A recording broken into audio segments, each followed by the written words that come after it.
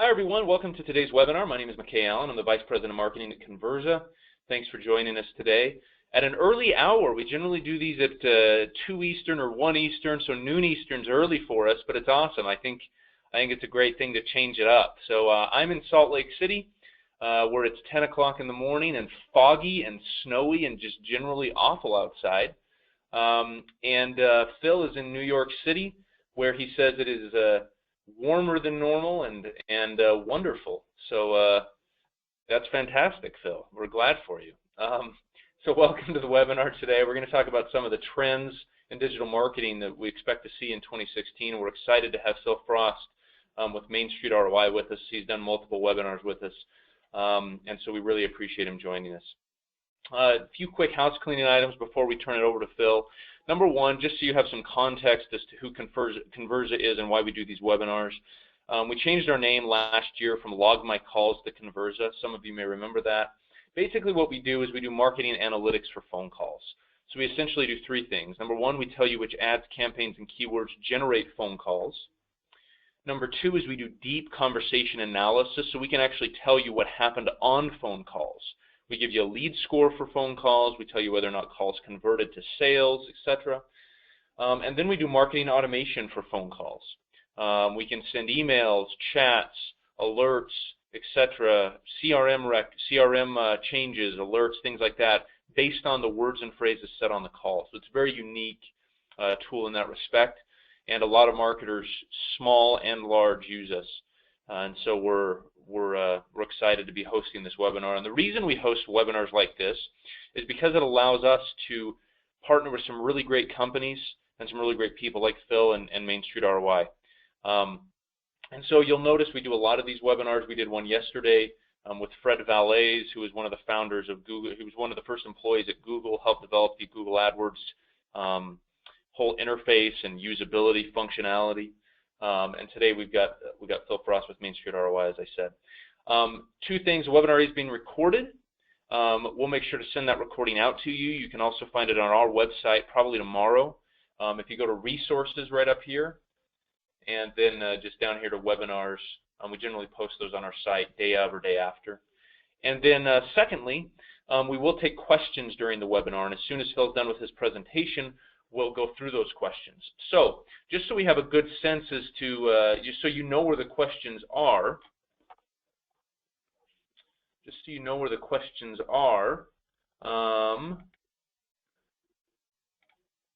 go to the question area and type in where you're calling in from today. Just type in where you're calling in from today, and the city, state, etc., where you're calling in from, just so we have a sense as to where you're from, and then you have a sense as to where the question area is. All right, so we have New York, British Columbia, Philly, Virginia, Maryland, Boston, Louisville, Maryland again, St. Louis,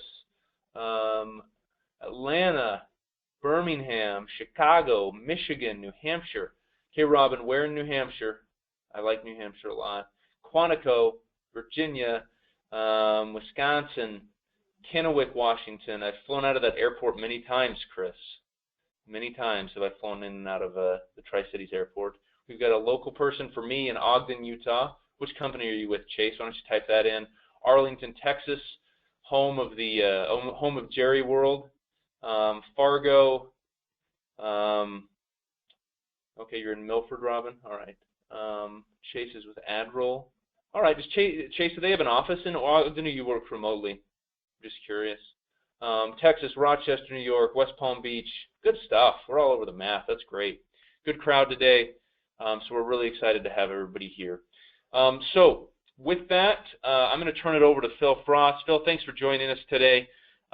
We appreciate it very much. Phil's done a lot of webinars with us and has done just a great job every time. So we keep inviting him back, and we're lucky that he keeps saying yes. So, Phil, thanks, sir. I'm going to make you presenter, and go ahead whenever you're ready. All right, thank you, McKay. I appreciate that intro. Let me show my screen. You can see my screen now? Yes, sir. All right, and welcome everyone from around the country. I think it was all US based here. All right. So again, my name is Phil Frost. want to thank Convirza, especially McKay, for having me on. As he mentioned, we've done several of these webinars and love doing them with his audience. And today we're going to be talking about the top 10 digital marketing trends for 2016. And McKay already did the housekeeping, so you know where the Q&A section is. You can feel free to type in your questions, and always recommend you turn off distractions. I do the do not disturb on my phone, turn off the cell phone, shut down from email. That way you don't have to go back and watch this recording many times. You can just get the most out of it in this this first run through. All right, here's what we're going to cover. Obviously, we're going to talk about the top 10 trends you need to know about. That's why you're here. I'll also touch on what you need to do based on these trends. It's one thing to know what the trend is, but it's another thing to know what you should actually be doing about it. I do have a nice gift for everyone who has attended. And then McKay mentioned we will do live Q&A at the end. All right, so if this is the first webinar you've attended, you're probably wondering, who am I? Why should you even listen to me? As McKay said, I am the founder of Main Street ROI. Our business provides digital marketing services as well as training, primarily to small local businesses. And to date, we've helped over 2,000 businesses with our services and training. And my thought leadership in this industry has been featured in top media sites like Forbes, Inc., Amex, and Mashable. And I'm also the very proud father of those two cute kids. That's Emmett there. He just turned 9 months on the 2nd of January. And Violet's a little blurry in this picture. She is now a old 3-year-old. And that's my wife, Erin.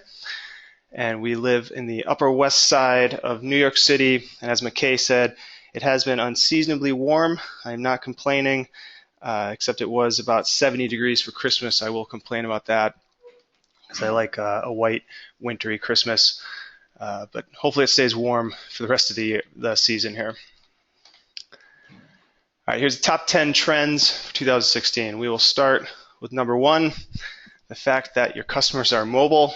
And I don't think that's a surprise for too many folks on the line. But here's what is happening. More and more of your customers are now using mobile devices to research and shop online. So that is critically important for digital marketing.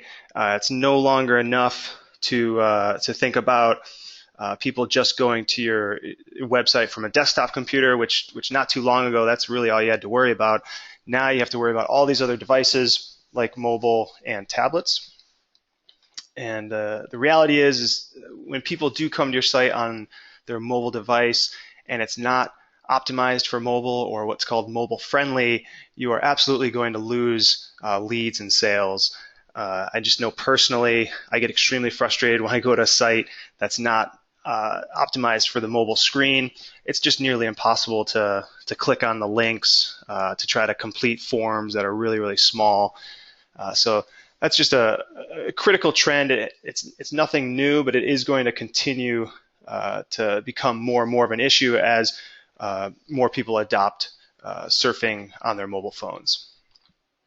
So what do you need to do about it? I highly recommend, if you have not already, you want to make your website responsive.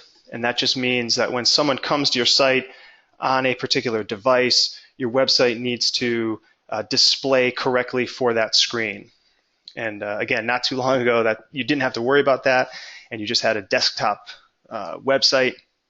Now your website needs to basically adapt to the device that's accessing the site.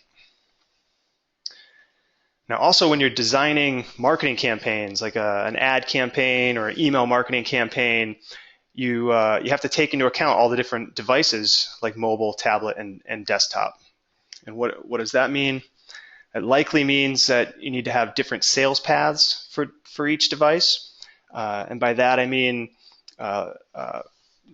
if you're driving leads on your site and someone is on their mobile phone, you can consider using what's called click to call. You can have a nice big button and all the person has to do is click on that button. It loads the number on their mobile phone and then they can call you. That's a great way to drive leads and phone calls on mobile devices versus desktop. You would obviously you can't just click to call. The person has to pick up the phone and actually call. So it's a little bit different path for each device. Likewise, a different call to action per device. Same example, on a desktop, you would have call this phone number or complete this form, whereas on a mobile device, you could literally just have that button, click here to call us now. And then another topic that will be repeated throughout this is tracking campaigns across different devices is critically important. And this is something that a lot of the ad networks are working really hard to get better tracking in place. And you just need to be aware that it is an issue. And if somebody comes to your site on a mobile device, learns about you, and then later on goes on their desktop computer and calls you or completes a web form, that presents some issues tracking across those different devices. So trend number 2 is that Google is actually going mobile. And by that I mean more and more searches are on mobile devices. And in some industries, mobile search is actually cannibalizing desktop search. So whereas you might be getting a couple years ago 2,000 searches for one of your relevant keywords, you'll see that number go down on desktop and going up on mobile devices. So it's becoming more and more important to optimize your website for mobile devices, and unfortunately less important for desktops. And that is dependent on which industry and obviously which keywords. But in a lot of industries, mobile search is really spiking up, and desktops are actually losing a lot of searches. So you need to take that into account when you're working on your search engine optimization campaigns.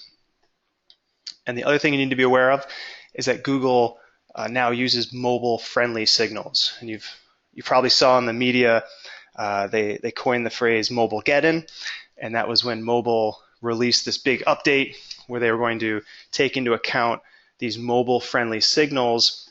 And basically, if you didn't have a mobile-friendly or mobile-optimized website, you're going to lose rankings or struggle to get ranked high in Google's search results. So what are those signals? Google's now taking into account mobile usability. So how easy is it to navigate your site and use your site on a mobile device? Likewise, page layout. So does it actually render or load correctly in the mobile screen? And then obviously page load speed is a critical signal that Google's looking at. Nobody wants to click on a search result and then wait even 2-3 seconds for the page to load. You're just going to click back, click on a different link. So page load speed is critically important. And I'll tell you in just a minute one of the new trends that you should talk to your developers about. So what do you need to do about it? You want to first, I highly recommend everyone go and test your website. So Google has a free tool at google.com/webmasters/tools/mobile-friendly, or you can just go to Google and type in mobile-friendly test, and that should be the first result, or mobile-friendly tool. And you'll want to just put your URL into that tool, and Google will tell you if in fact you have a mobile-friendly or mobile-optimized page, or they might say that you have some issues, and they actually give some helpful tips on what you should do about those issues to resolve them. Now, I just mentioned there is a new trend with what's called AMP, and that stands for Accelerated Mobile Pages. And I just mentioned how important it is to have really fast loading pages. And that's really across the board with all devices, desktop. It affects desktop SEO as well as mobile.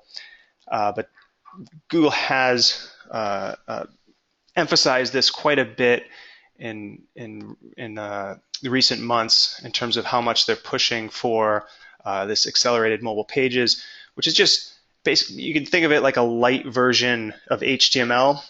I'm not going to go into too much detail here. If you are interested in learning more about AMP, I highly recommend you tell your developer to get up to speed on this, because I do see this playing a big role in mobile SEO, because you do want to have a really fast loading page. Google's just going to not want to rank your page if it takes a while for that to load, just because they know that's giving their users a pretty bad experience having to wait around for pages. Okay, trend number 3 is that ads will be more personal. So what does that mean? Well, if you're familiar with advertising, lately there's been a lot of improvements in the way that you can actually target your ideal customers, and you can do a lot of cool things. And a lot of different ad networks are rolling this out. In particular, Google AdWords and Facebook are basically leading the charge in terms of how laser focused you can get with your targeting. And you can, this is nothing new really, pages that people have visited on your website, that's called retargeting. But you can now really layer on all of these different factors like retargeting. You can actually import into the ad network email addresses in, let's say, your CRM database. So if you have a database of customers and prospects, you can then upload those into Facebook to create a custom audience, and you could then laser target your ads just to a particular segment of your email database. Let's say you have a segment of people who have received a proposal but have not yet purchased. Those would be, what I would call a hot prospect. You could then start advertising to those folks to continue to encourage them and push them over the line.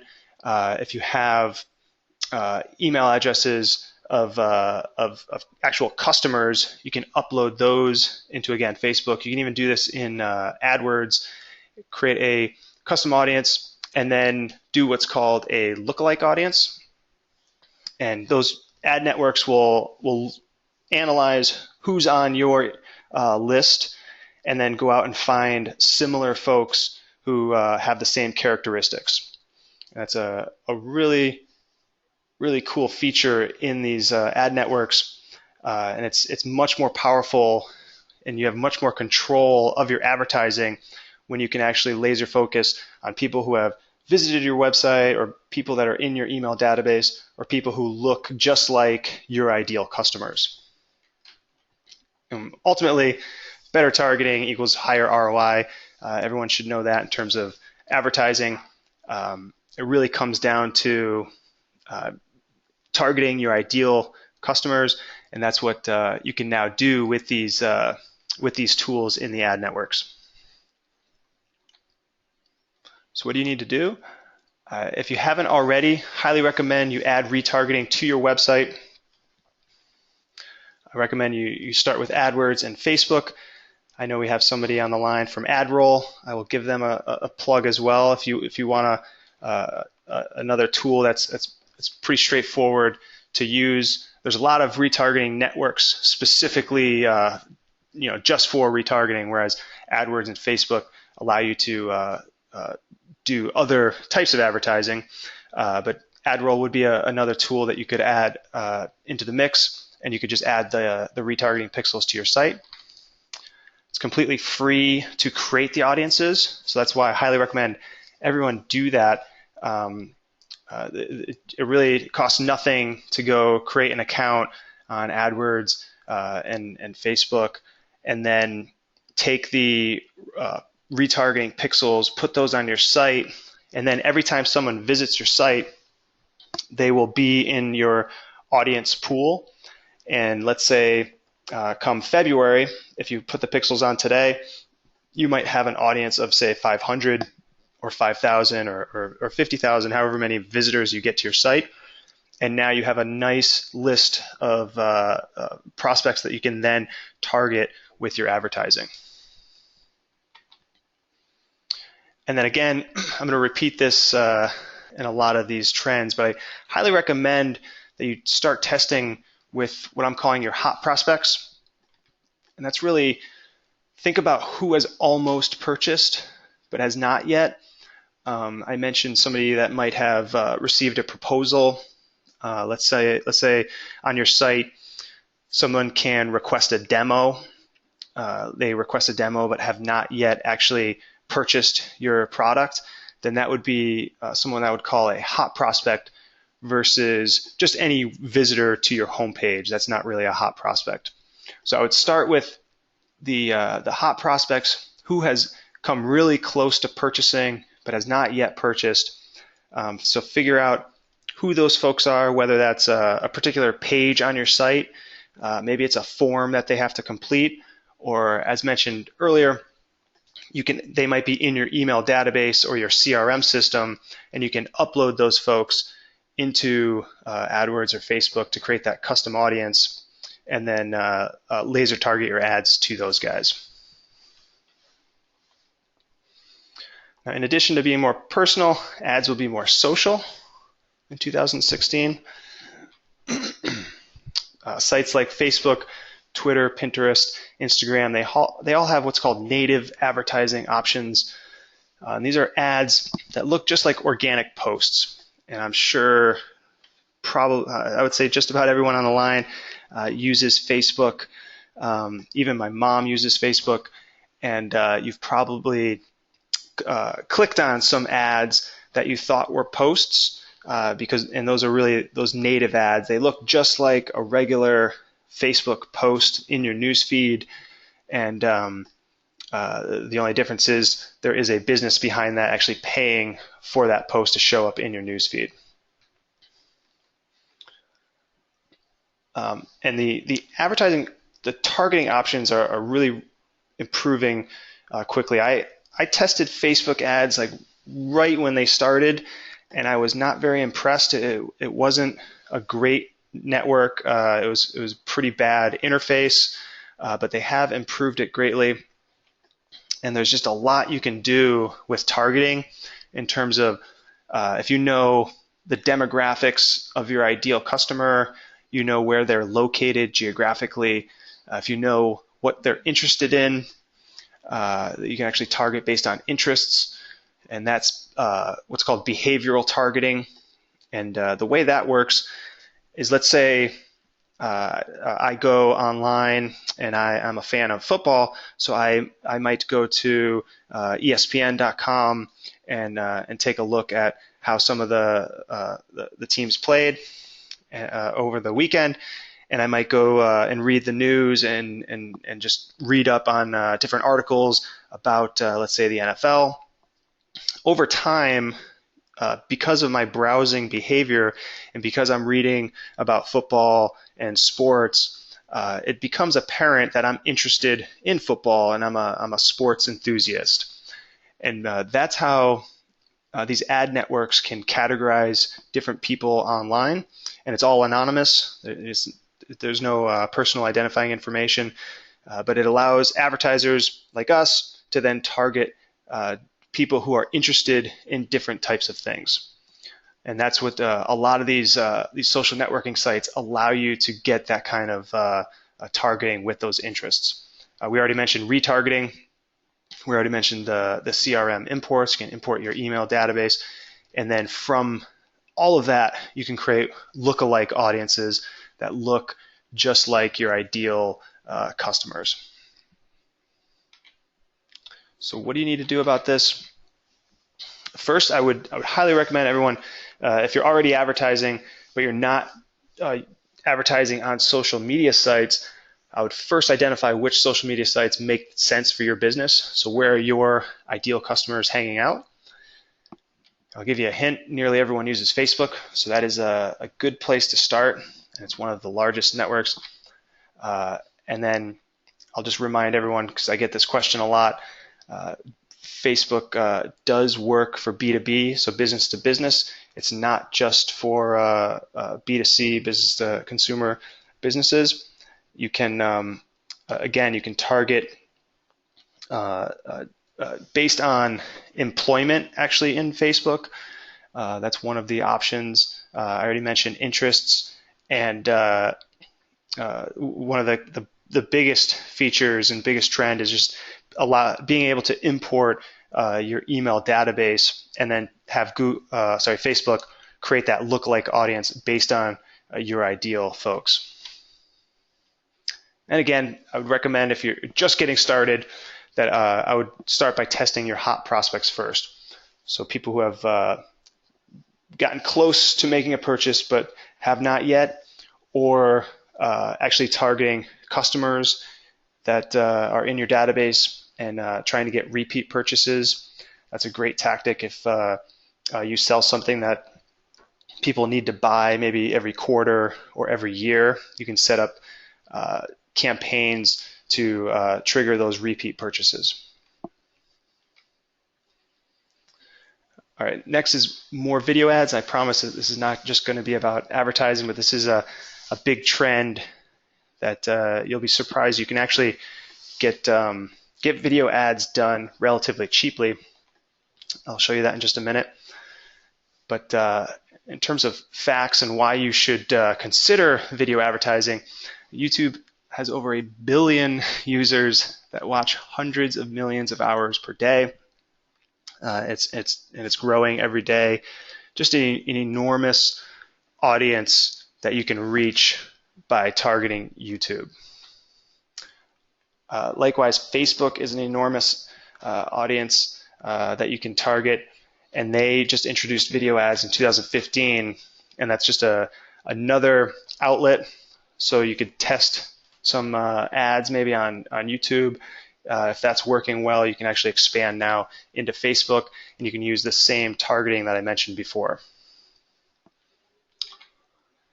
And what's really nice is that there's actually low-cost options out there to create videos. Unfortunately, if you want a really well-produced video where you're going to be on screen and your employees are going to be on screen, that's gonna be somewhat of a substantial investment. I've seen those videos in the neighborhood of $800 to $1,000 to $1,500, kind of on the low end for a short video ad like that. But you can actually get animated videos, so it's not going to be you on screen. You've probably seen these before. They're more fun and entertaining type video.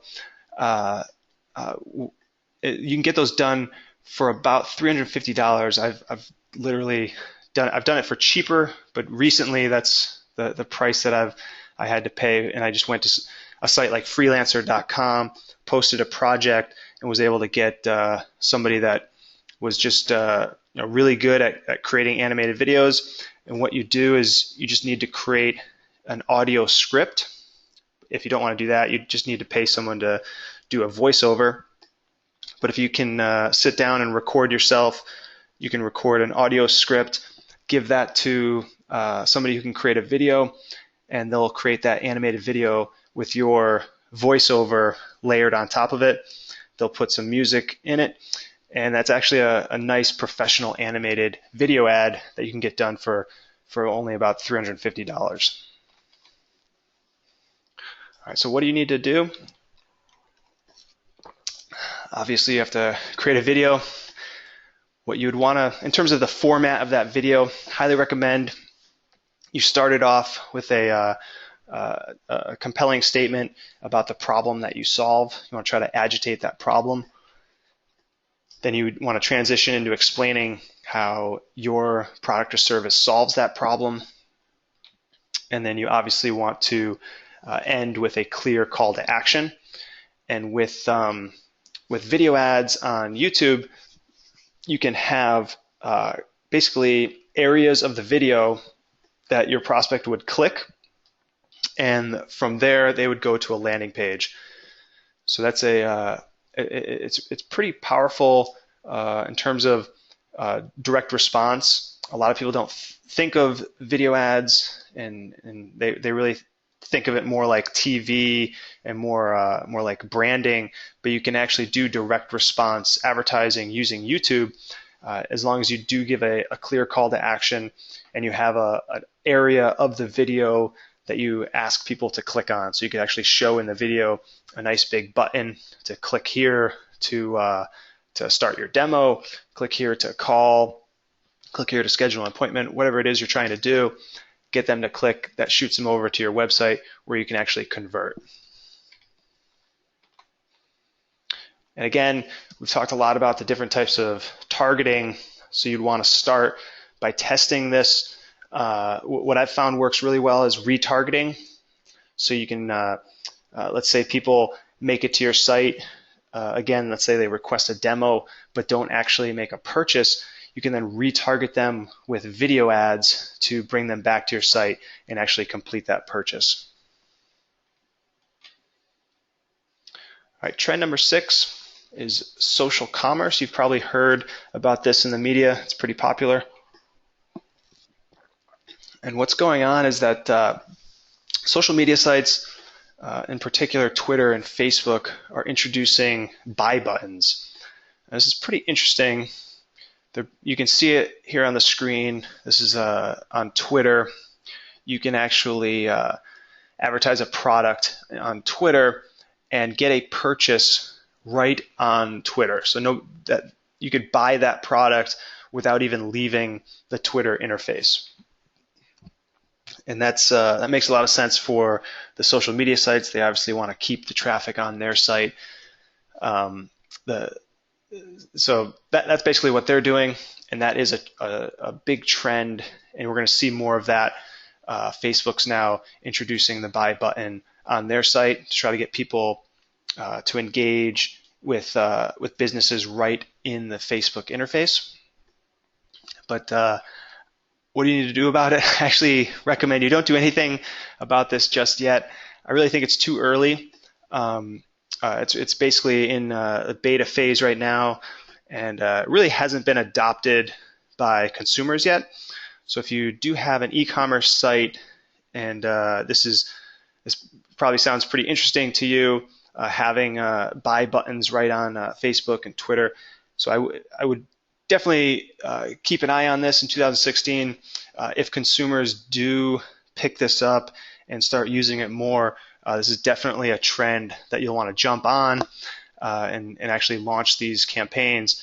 But right now, especially if you are not doing any type of advertising, this is not where I would start advertising. I would use some of those tactics we talked about earlier. All right, trend number 7 is not necessarily a trend as much as I really want to emphasize that email is not dead, despite what people do believe is a trend. People think the trend is that email marketing is dead, but that's actually not the case. So I want to emphasize to everyone to not listen to the rumors. Don't listen to the media. Don't listen to your friends that are saying, nobody's using email. It doesn't work. No one's going to open your emails. Here's why. It's really, and this is from my experience with our business as well as doing this for clients, it really is the best tool for building relationships with prospects and customers. If you do this right, and of course, that's a big caveat, you do have to do email marketing correctly, but if you do it right, it's just the best way to build relationships and stay in touch with prospects and customers. And if you know anything about sales and marketing, it comes down to follow-up, and it's just a great tool for following up with your audience, staying top of mind, and just really being there when your prospect finally is ready to make that buying decision. Now here are a couple research, some research data here. This one's from Exact Target, where they found that customers actually prefer email versus all the other media out there. And one of the rumors is that social media is going to eclipse email, and people are just going to use social media. They're not going to use email anymore. But that really is just not the case. And when you survey people, what happens is people just prefer to receive promotional materials via email, and that's just what we're all used to. We don't want to get hit with promotional text messages and social media. We really want email. And just a recent stat here from Castora, they looked at all of the, not all, but a huge database in terms of number of sales, and they found that email drove more sales than any other channel during Black Friday 2015. I think it drove over a quarter of all sales. So it's a huge driver of sales. And I already mentioned it's a great tool for building strong relationships. So it works not only for e-commerce type businesses where you're directly making promotions in email, also works for professional services where you need to really nurture your prospects. You need to educate them. People love to receive emails with educational material. So that's really the power of emails, that follow-up, that nurturing, that education. So what do you need to do? If you're not using email, or even if you're using it but not using it consistently, you first want to sit down and brainstorm what is it that your ideal prospects would want to receive from you on a consistent basis. So what would they actually want to read about? And some ideas here just to get the juices flowing. You could write down all of the frequently asked questions that you already know about. SAQs are should ask questions. So what should your prospects be asking, but maybe they're not? And then you can write educational articles about that. How-tos make a lot of sense if you can educate people on a different area of your product or service. They will then see you as the expert in the industry and be more likely to buy from you.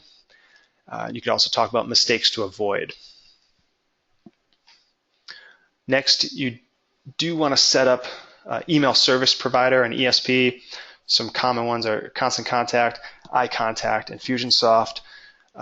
Basically, those are going to store all of your contacts, allow you to segment based on who exactly those people are in your database, if they're customers or prospects, and then allow you to send broadcasts to everyone on your list very easily versus trying to do that manually from like a Gmail account. And then finally, you just need to commit to a schedule. This is the biggest objection I hear, is that people just don't have time, and maybe they start but then don't stay on top of the email marketing, so then it just kind of falls off. So you really do need to just set a schedule. If you're just getting started, I would go with monthly. It really doesn't take that much to send 12 emails in a year. So you should be able to do that and then slowly ramp up to maybe twice a month. And finally, the goal here obviously is to drive sales, but what you don't want to do, and I see a lot of businesses doing this, they'll just hammer their list with promotions. So it's just constantly, buy my stuff, here's a discount, buy my stuff. Obviously, when you're doing that, people are going to unsubscribe, tune you out. So what you want to do, the analogy I like to use is a bank account, and every time you send a promotion and ask for a sale, that's a withdrawal. So you're taking money out of your bank account, and if you keep doing that, you will have no money left. Everyone will unsubscribe. So what you also need to do is make deposits. And what that is basically just a helpful email. It's educational. It has maybe it's a how-to, talks about mistakes to avoid. So those are the deposits, and you don't ever want to send more promotions, more withdrawals than helpful emails, because then you'll drain your bank account and everyone would unsubscribe. So make sure you're at a minimum 1-to-1 in terms of helpful emails and promotional, and ideally you're actually sending more helpful emails to keep people engaged, keep them to actually want to read your emails. And if you do that, then when you do send that promotional email, they're more likely to actually open it up and be receptive to it. Okay, number 8, related to email marketing, money is still in your email list. So I just want to clarify this, because I think there's just, unfortunately, a lot of confusion around email marketing, and there's just a lot of businesses that are not taking advantage of this. And I'm hoping I'm getting through to everyone on the line here. But email marketing, just to make it even more clear, it's one of the only channels that you actually own and you are in full control over. And when you think about the other options out there, like let's say advertising, you do not actually own that and you don't control it. You're just renting. You have to pay a certain amount of money every month to get your ads displayed on those websites, which then drive leads and sales. If you stop paying, those you won't actually drive any leads and sales. So that's renting. And then in SEO, you're not actually paying every month for that placement, but you're not in full control. Google's in control, or the other search engines are actually in control.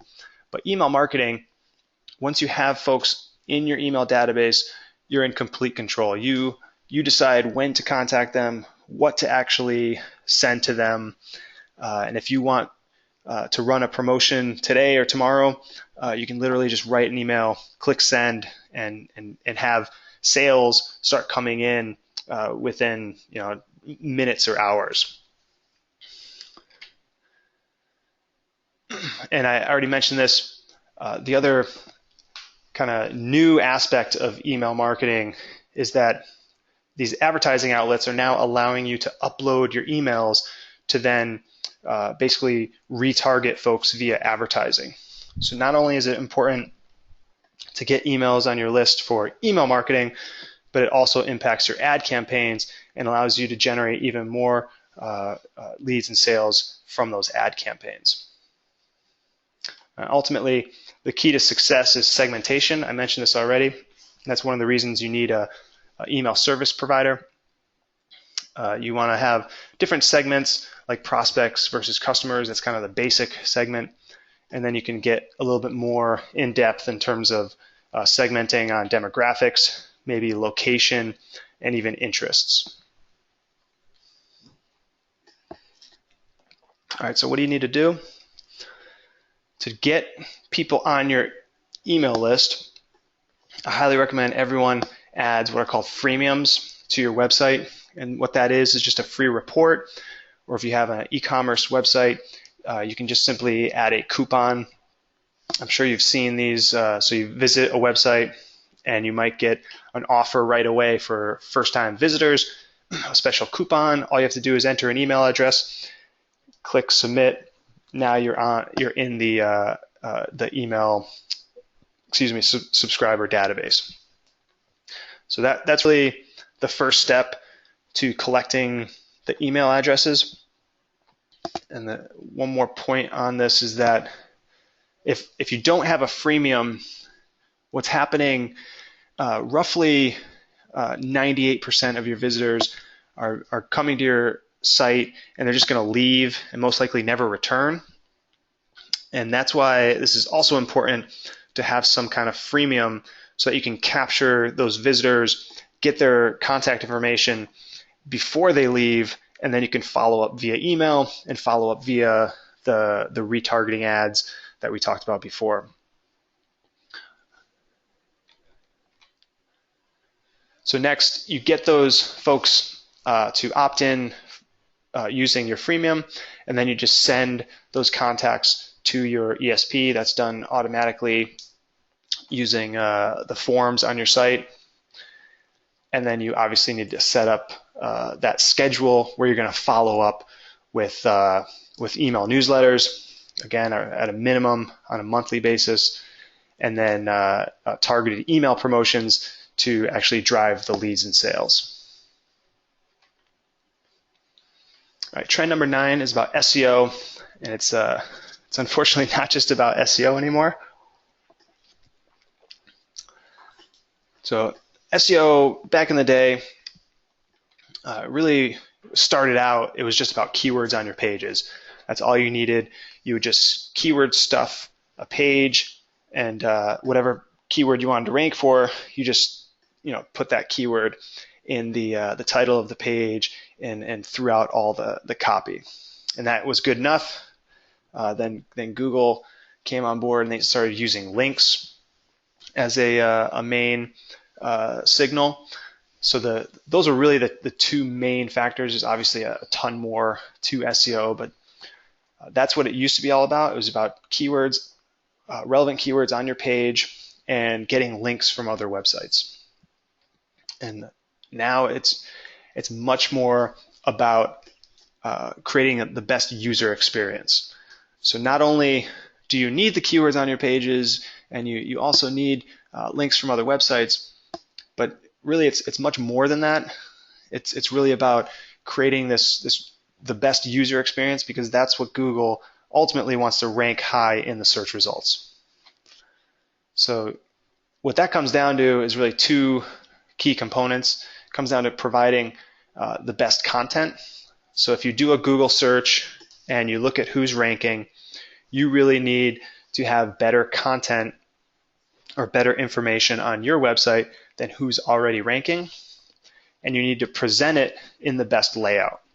And we already mentioned how that's really important for mobile searches. That's one of the key signals. Google will actually look at the page layout, and if it's not rendering properly on a mobile, that's going to hurt your chances to rank in the results. So what do you need to do? Recommend everyone starts with the foundation. And I mentioned this before. You need an easy-to-use, responsive website. Make sure it's responsive to all the different devices. You need to have pages, individual pages for each of your core buying intent keywords. And by that I mean a classic example that I like to use is for a dentist. If someone is searching for New York City dentist, that's what I would call a buying intent keyword. There's no question that person is looking to schedule an appointment with a dentist. Whereas a lot of other keywords are what we call research intent keywords, and that would be something like how to get whiter teeth. Someone searching for how to get whiter teeth, not necessarily looking to schedule an appointment, they're looking more for information. So you want to have individual pages for all of your buying intent keywords. That's really step one. But you'll also want to target those research intent keywords, and you do that using a blog and or a resource center.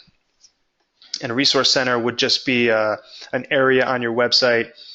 I think McKay actually on their site, literally the top navigation says resources, and that's where they put all of their resource center type information, and that's great for getting ranked when people are searching for information. And second, it's not just about having that strong foundation. You now need to really promote your content. And what you can do to promote it is post that onto social media, get that in front of your audience on social media, as well as potential partners on social media that would then link to you.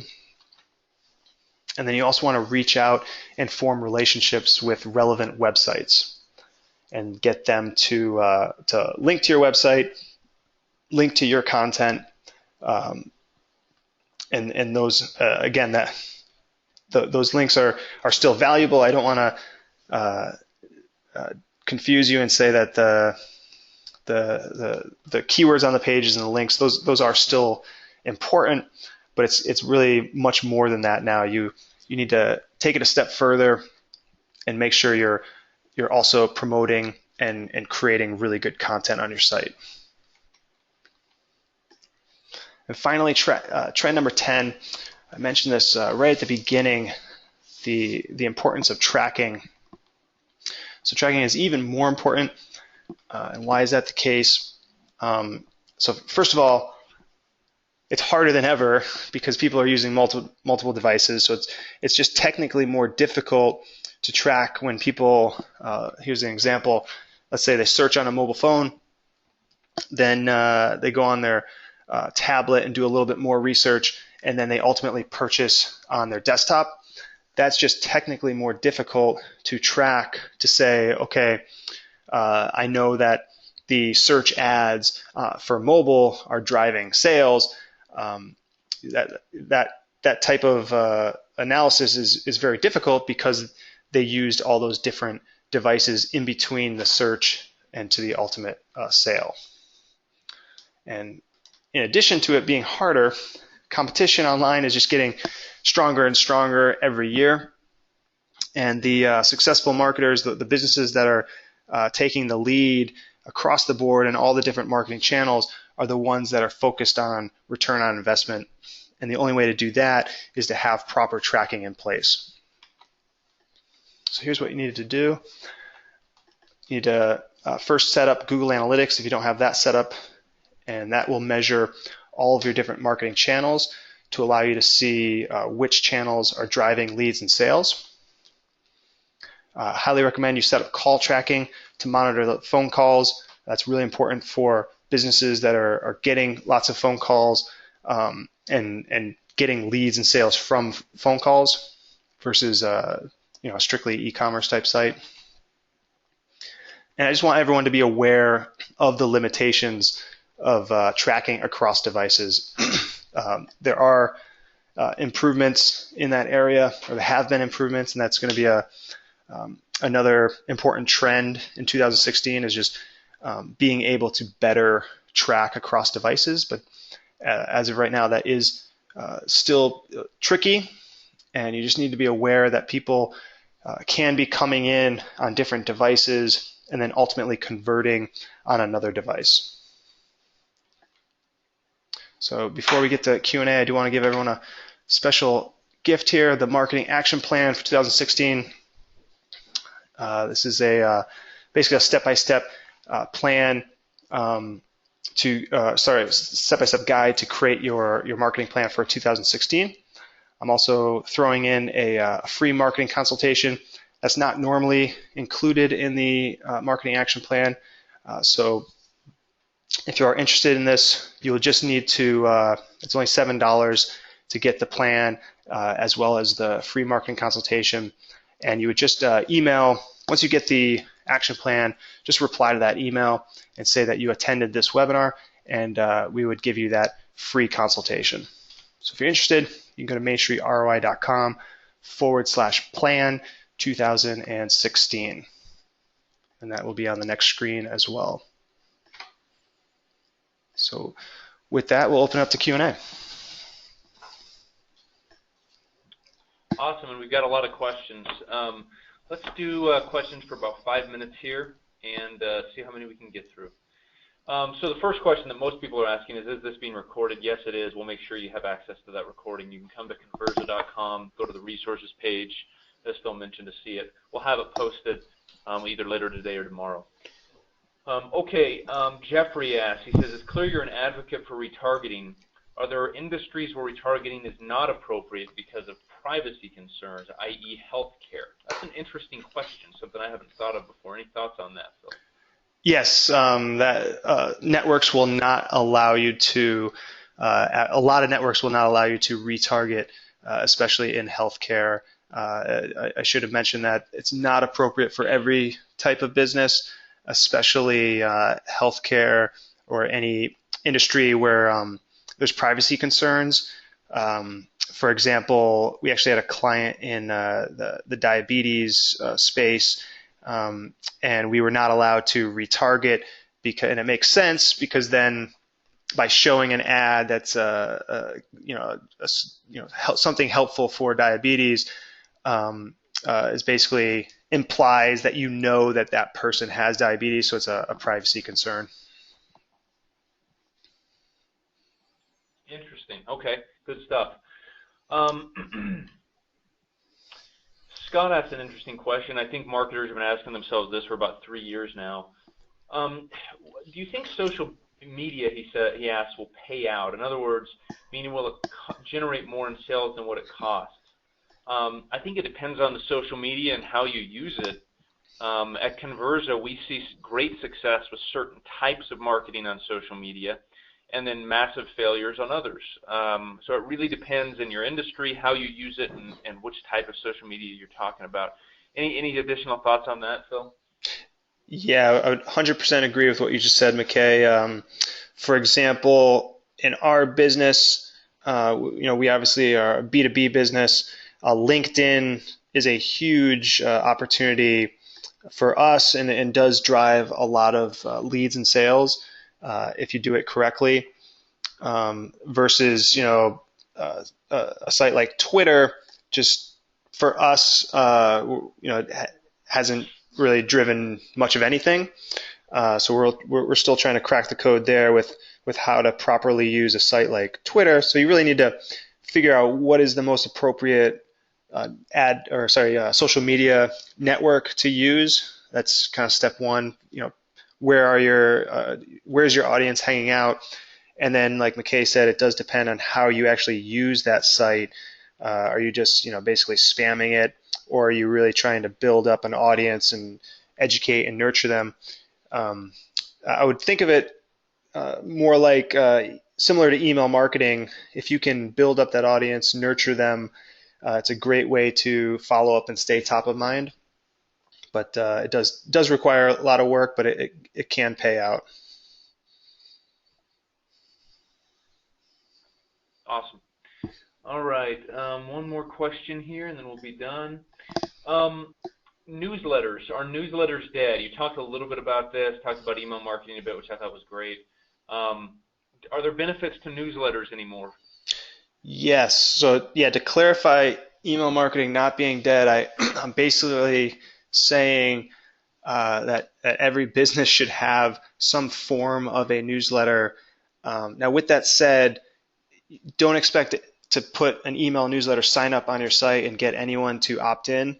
And that's why it's so important to have that freemium or that free offer, whether it's a coupon or a free report, a white paper. Have something on your site that's more compelling and sexy than just sign up for my newsletter, so that you get them on your list, and then you're basically going to use the newsletter to follow up, to educate, stay top of mind. I'm trying to think of that. There's nothing wrong with newsletter. I'm trying to think of the negative connotations there. And McKay, maybe you can touch on how you guys use it. But we are in our business, we use a newsletter. That's what we call it.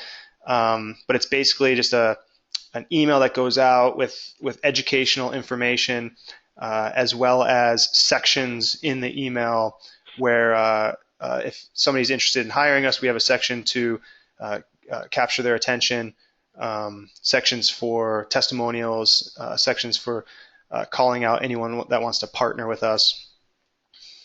Hopefully that clarified. Yeah, no, I to just provide some additional stuff in closing. I agree totally. I think newsletters used to be based on news for the company, right? Like if you had hired a new person, you'd throw that in your newsletter or something. It's like, that's fine, but most people don't really care.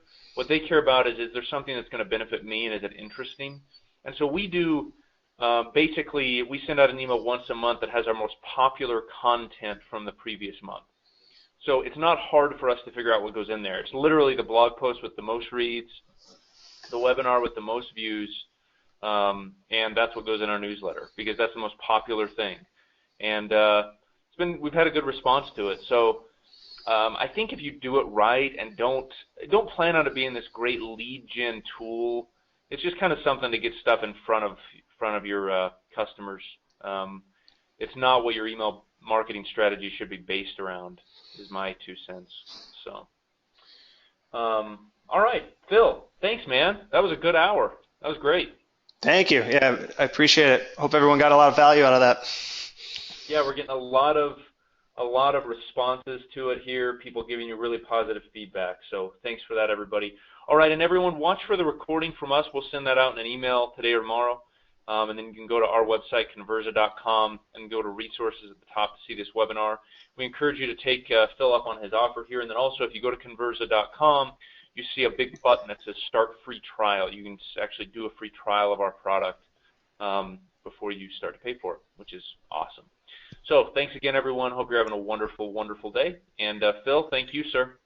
Thank you.